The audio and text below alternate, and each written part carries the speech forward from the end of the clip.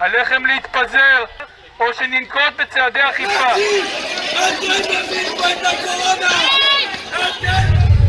This area is Mea Shearim. It's one of the big ultra-Orthodox neighbourhoods of Jerusalem.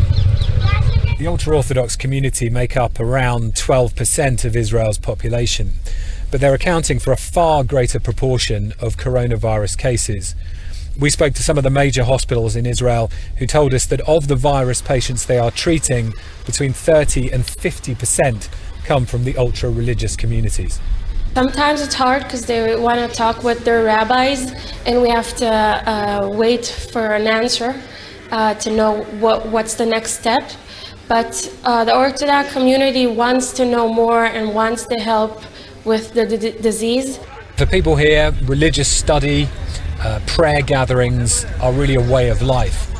But so too often is a deep distrust of outside authority, of the state itself.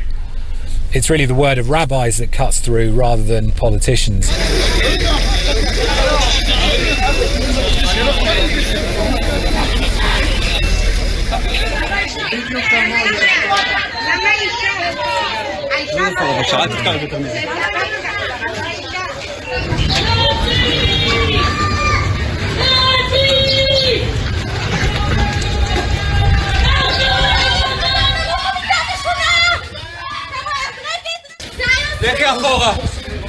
These are some of the most densely crowded neighbourhoods in Israel. People often live in very, very big families. People, for religious reasons, won't necessarily have televisions or radio or access to the internet. And so for that reason, it's been much harder for the authorities, for the state to get its message across.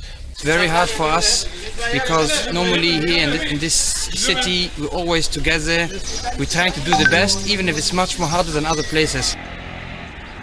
There's long been tension between some secular and religiously conservative Israelis, and all that has been exacerbated over these last weeks. Much of the risk from the virus for residents here is added to by levels of poverty and being in big families where it is hard to distance. Israel's Prime Minister says there has been a very positive change and social distancing is now happening. There's a lot of changes. People understand how dangerous the situation. The rabbis stopped from all the synagogues to be open, no weddings.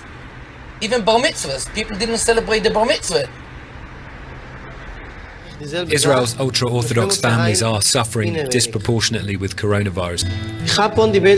There's a new public health video in Yiddish, the language spoken by many, and now a major operation to help the sick involving the army and charities. The military is helping evacuate over 80s from one sealed-off city, while more air